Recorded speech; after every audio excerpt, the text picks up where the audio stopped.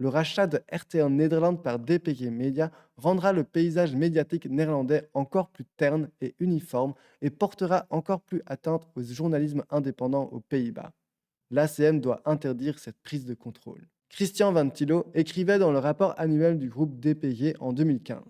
Le big data, c'est de cela qu'il s'agit aujourd'hui dans le monde du marketing et de la publicité. DPG et Mediahuis ont transformé leurs journaux en aspirateurs de données de lecteurs qu'ils peuvent ensuite vendre aux annonceurs pour beaucoup d'argent. Par exemple, entre 2012 et 2019, les Ventilo ont reçu 179 millions d'euros de dividendes de leur société de médias, soit 25,6 millions d'euros par an. Christian Ventilo était notamment aussi dans les jeunesses nationalistes flamandes avec Bart de Wever et aussi d'autres politiciens, politiciennes, mais notamment avec Bart de Wever.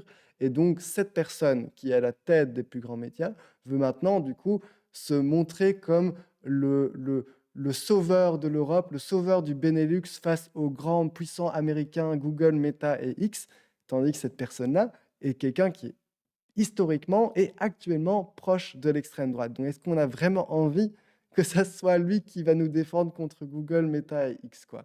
On va parler de Christian Van Tillo, donc Christian Van Tillo qui est le patron ou principal actionnaire de DPG Media. DPG Media qui est le plus grand groupe médiatique en Belgique. Notamment, ils sont à moitié à la tête de RTL en Wallonie. Ils ont totalement VTM en Flandre, qui est la plus grande chaîne de divertissement en Flandre. Ils ont des journaux comme De Morgen, ils ont toutes les grosses radios. Ils ont aussi certains journaux, en tout cas papier, aux Pays-Bas. La majorité des journaux papier aux Pays-Bas sont en main de DPG Media. Donc on parle déjà aujourd'hui d'un empire médiatique, d'un empire international sur plusieurs pays, parce que je pense qu'ils ont quelques médias papier aussi dans le nord de la France. Et du coup, maintenant, quelle est l'actu? C'est que RTL Nederland, donc RTL Pays-Bas, qui serait un peu l'équivalent de RTL en Wallonie, donc une chaîne de divertissement télé, et politique télé, va être racheté par DPG Media, donc par Christian Van Tillo. Donc Christian Van Tillo va agrandir son empire médiatique encore plus. Et ici, du coup, il y a un article de Apache qui vient analyser ça, critiquer et surtout analyser les conséquences de cette monopole des médias de divertissement, des médias privés en Belgique et aux Pays-Bas.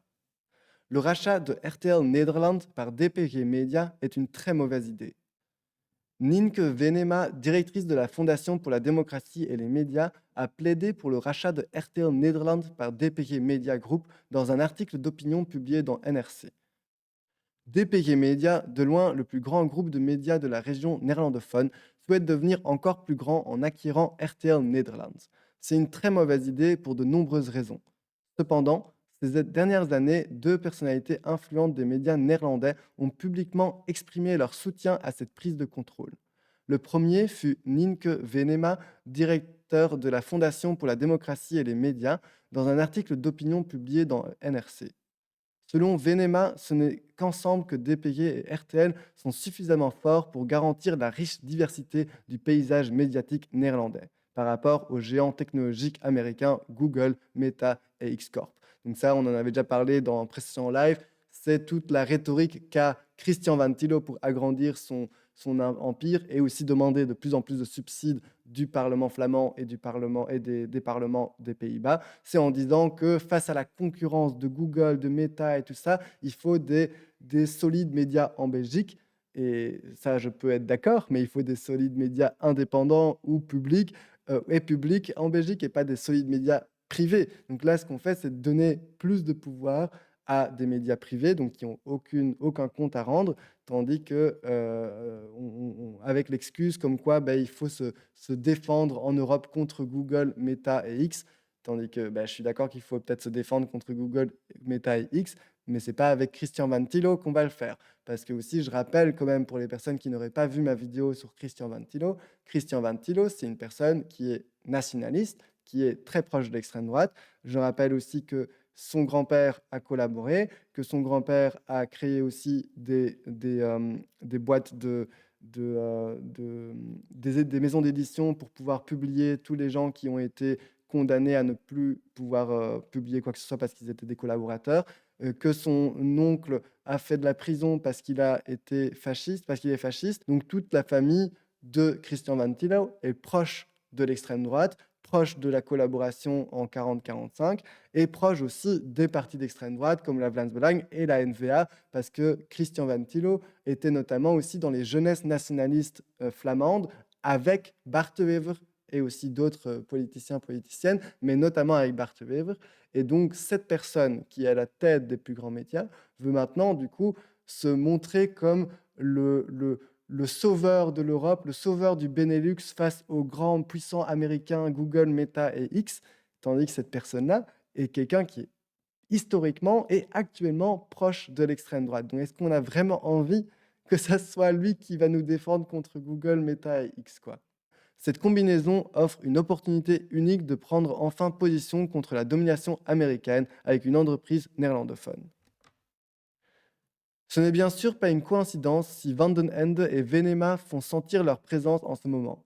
Le rachat de RTL par DPG Media nécessite l'approbation des autorités néerlandaises des consommateurs et des marchés. L'organisme de surveillance de la libre concurrence dans l'économie néerlandaise rendra bientôt son jugement. Avec leur publication, Van den Ende et Venema tentent de pousser l'organisation des consommateurs et des marchés dans la direction qu'ils souhaitent. Les motivations de Van den Ende sont claires. Le milliardaire de médias vend des stars et des formats télévisés aux diffuseurs publics et commerciaux depuis un demi-siècle. Aujourd'hui, âgé de 83 ans, il prend les choses tranquillement. La dernière société qu'il dirigeait lui-même, Stage Entertainment, a finalement été vendue par étapes entre 2015 et 2018 à l'investisseur média américain Advance Publications. Il a ainsi contribué de tout son cœur à la domination américaine dans le monde médiatique néerlandais qu'il dénonce aujourd'hui avec tant de véhémence. Mais un magnat comme Van den Ende ne se retire jamais complètement. En 2014, il a aidé sa fille Iris Van den Ende à démarrer sa propre société de production, Media Lane, avec un financement par action et par crédit et le soutien de stars. Grâce à son père, elle, qui n'avait alors que 24 ans, a pu faire un départ fulgurant avec des gagnants d'audience tels que Pau de Leeuw et Ivonie. Media Lane est devenu l'un des producteurs extérieurs commerciaux les plus influents des Pays-Bas. La société produit des programmes emblématiques pour le service public comme Eva, le talk show de Eva Jinek. La Fondation pour la démocratie et les médias est également influente. La Fondation pour la démocratie et les médias est l'un des plus grands fournisseurs de subventions au journalisme néerlandais, selon le dernier rapport annuel publié. En 2023, la Fondation a distribué 1,3 million d'euros à diverses rédactions et projets journalistiques.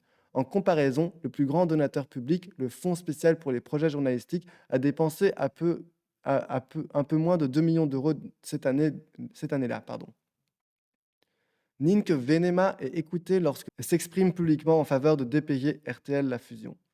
D'autant plus que l'agence est une association à but non lucratif avec un passé illustre.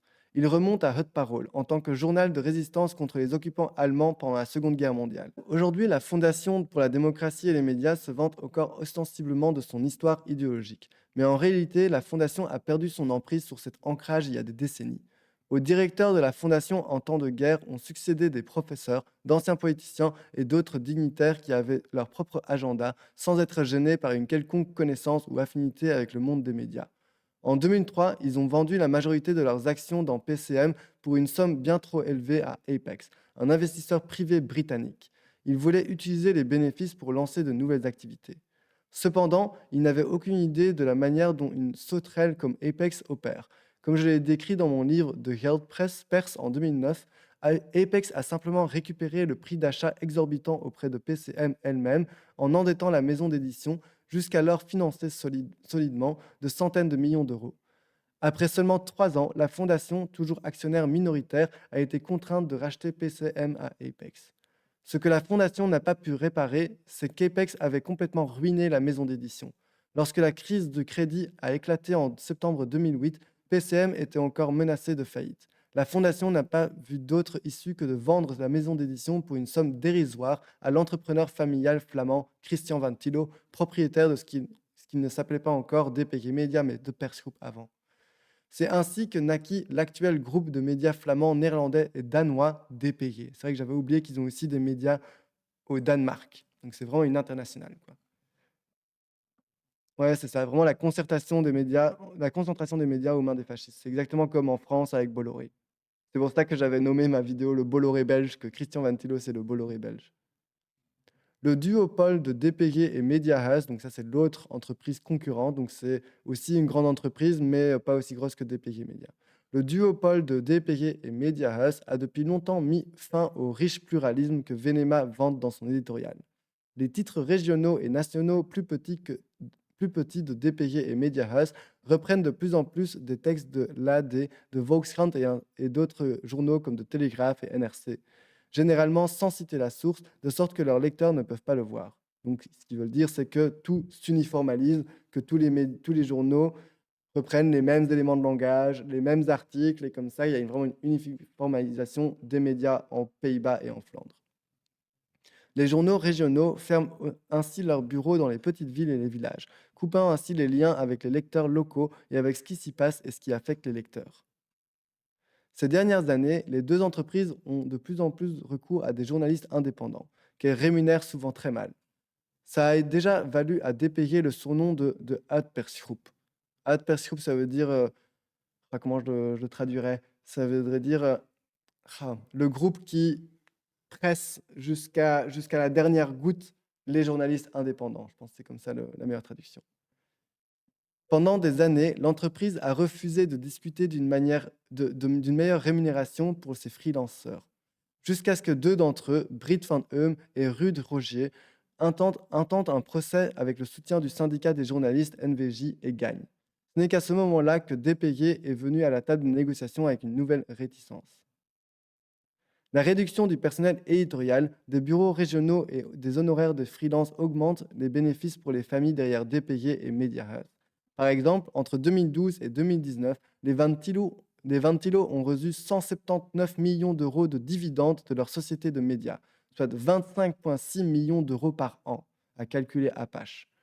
Au cours des 5 dernières années qui ont suivi, cette moyenne annuelle est passée à 37 millions d'euros par an, jusqu'en 2023 inclus. 185 millions d'euros supplémentaires de dividendes ont été versés aux Ventilo, selon les rapports annuels de leur holding familial Epifin.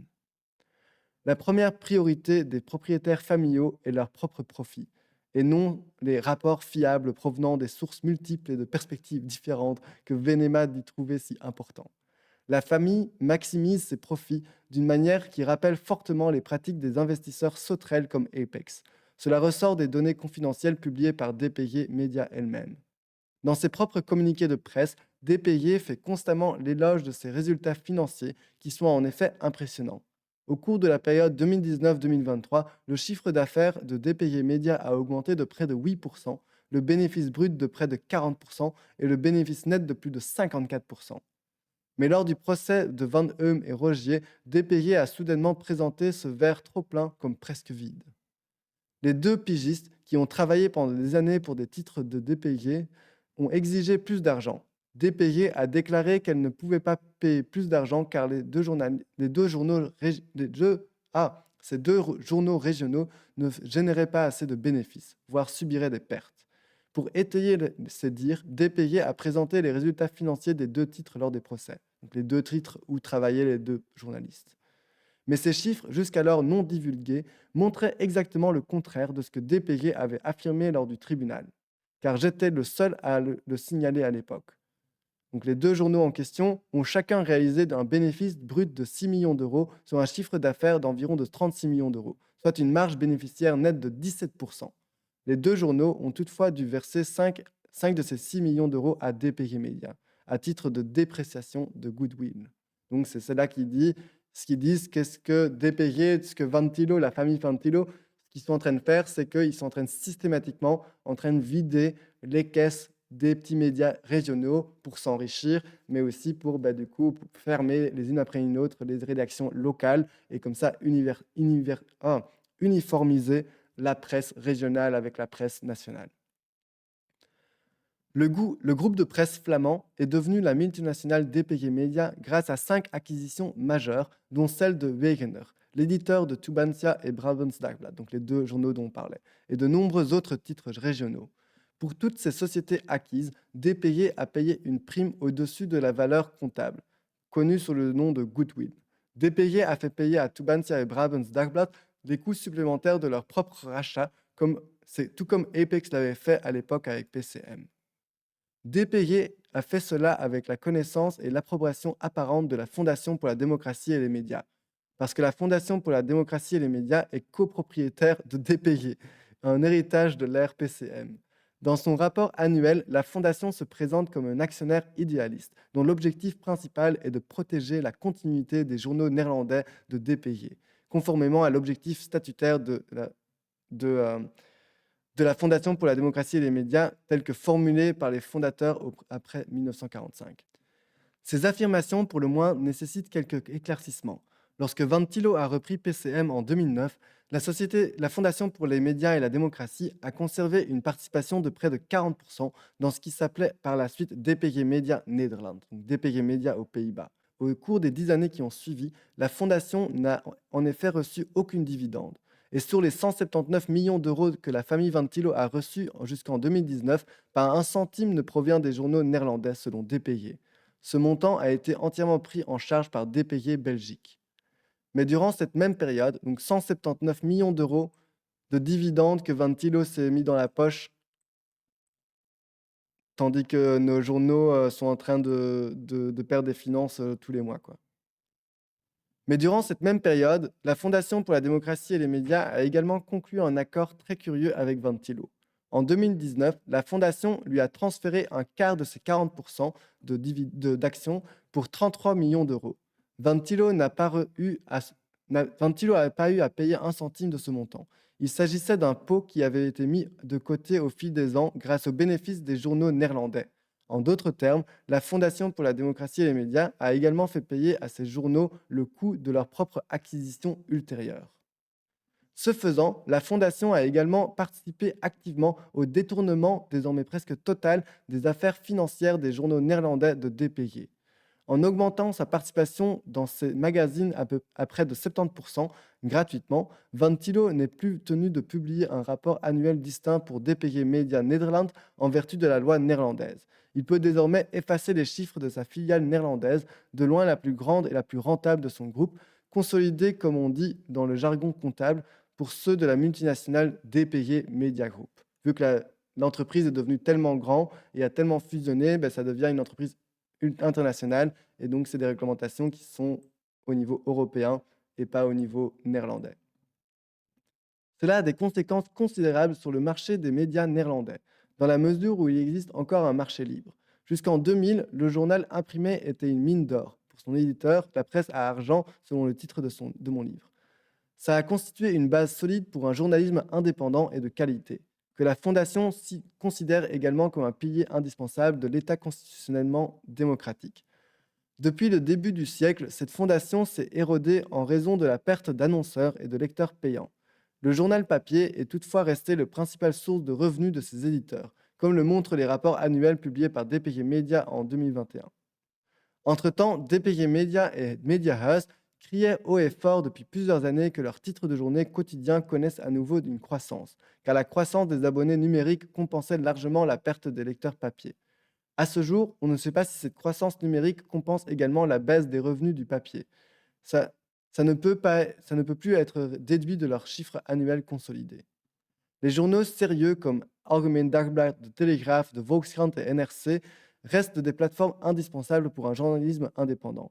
Le leader du marché DPG affirme atteindre au moins 8 millions de Néerlandais par jour avec les versions papier et numériques de ses quotidiens. Mais le journalisme a depuis longtemps cessé d'être une activité essentielle pour les duopoles qui dominent le marché des médiatiques néerlandais et belges, si jamais il ne l'a jamais été. Christian Ventilo écrivait dans le rapport annuel du groupe DPG en 2015. Le big data, c'est de cela qu'il s'agit aujourd'hui dans le monde du marketing et de la publicité. DPG et Mediahuis ont transformé leurs journaux en aspirateurs de données de lecteurs qu'ils peuvent ensuite vendre aux annonceurs pour beaucoup d'argent. Après avoir été surnommé le groupe d'extorsion, cette pratique a valu à DPG le Big Brother Awards en 2024, un faux prix décerné chaque année par l'organisation de défense des droits civiques Bits of Freedom aux individus, entreprises et gouvernements qui portent gravement atteinte aux droits numériques des citoyens. DPG Media a remporté le prix pour avoir suivi et profilé des millions de consommateurs d'informations au quotidien. La plupart d'entre eux payent pour leur journal, de 180 € par an pour un abonnement purement numérique à plus de 300 € par an s'ils veulent le la version papier. Cependant, DPG ne demande pas à ses fidèles lecteurs payants la permission de revendre leurs données stockées numériquement. Si un abonné de Algemeen Dagblad compare les entreprises énergétiques sur la plateforme Independer, filiale de DPG, il peut voir ultérieurement les publicités de l'une des entreprises du site web de Algemeen Dagblad, indique le rapport du jury de Big Brother Award 2024. Beaucoup de gens ne le remarqueront pas, mais c'est exactement ce qui se passe dans les coulisses de DPG Media. En outre, le jury constate que DPG Media aide les entreprises à relier des bases de données aux données personnelles des clients des deux entreprises.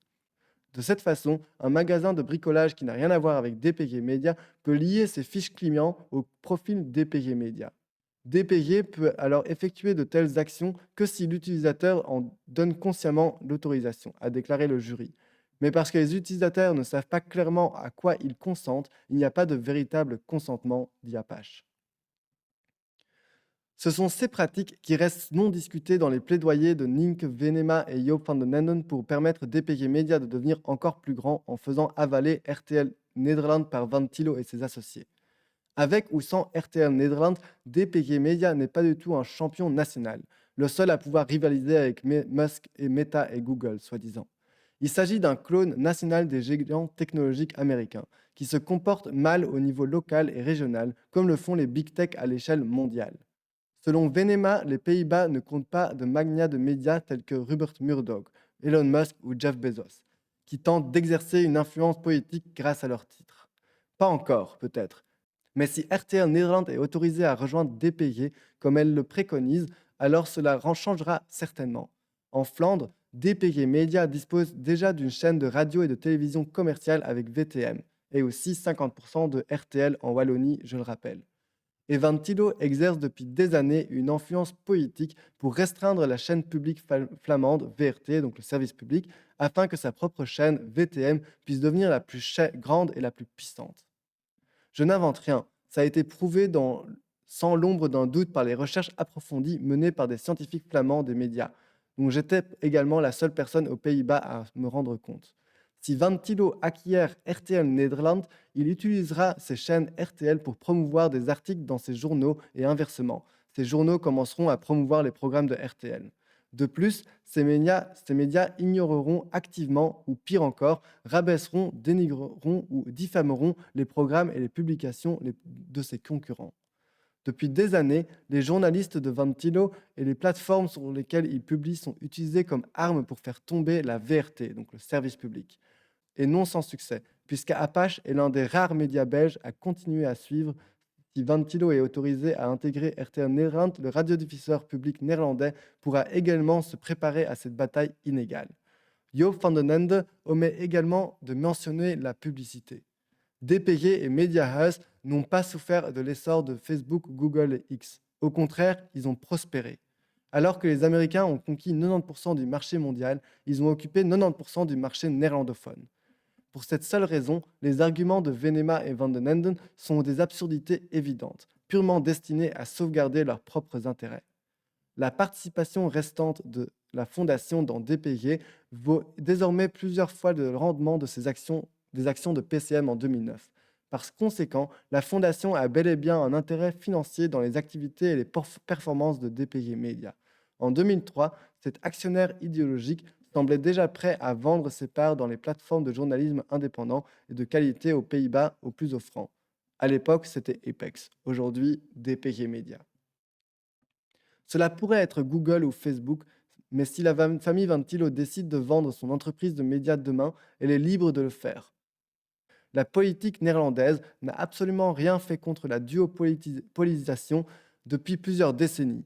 Avec le cabinet Schoof, donc l'actuel cabinet aux Pays-Bas, querelleur et indécis, la possibilité de retourner dans la situation semble éloignée que jamais. L'ACM est donc complètement autonome. L'organisme de surveillance avait auparavant interdit une diffusion entre RTL Nederland et Talpa Network de John de Mol.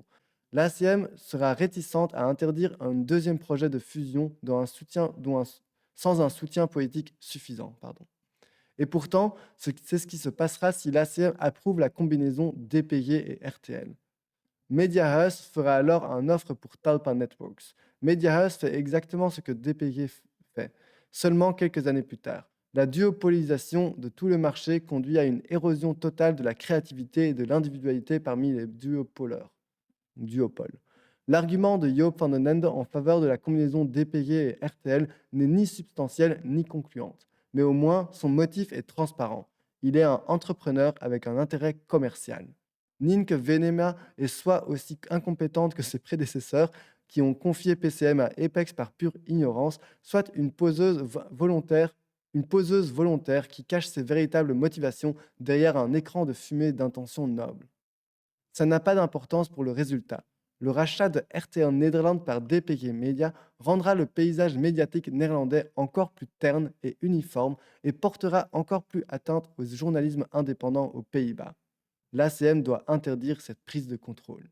Et aussi, les conséquences pour la Belgique, c'est que DPG Media et Ventilo deviennent de plus en plus riches, de plus en plus puissants, et ça va se faire ressentir bien évidemment aussi sur les médias privés en Flandre et RTL en Wallonie. Voilà pour Ventilo. Pour les personnes qui veulent plus d'informations, je vous conseille ma vidéo que j'ai faite sur le sujet. J'avais approfondi à propos de l'histoire de la famille Ventilo aussi, les liens avec l'extrême droite, les liens avec les jeunesses nationalistes. Et si vous voulez, je vais vous le mettre en commentaire, comme ça vous pouvez aller regarder plus tard si vous avez envie. Ventilo, Chicon, Vénère.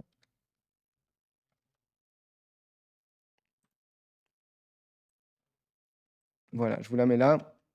Comme ça, vous irez voir ça plus tard si vous voulez. Donc, j'avais fait une vidéo qui va plus dans les détails de c'est qui Christian Ventilo, c'est quoi tous les médias qui possèdent, autant en Belgique, aux Pays-Bas qu'au Danemark, et c'est quoi les conséquences, c'est quoi ses liens avec l'extrême droite, c'est quoi ses liens avec Bart de Wever.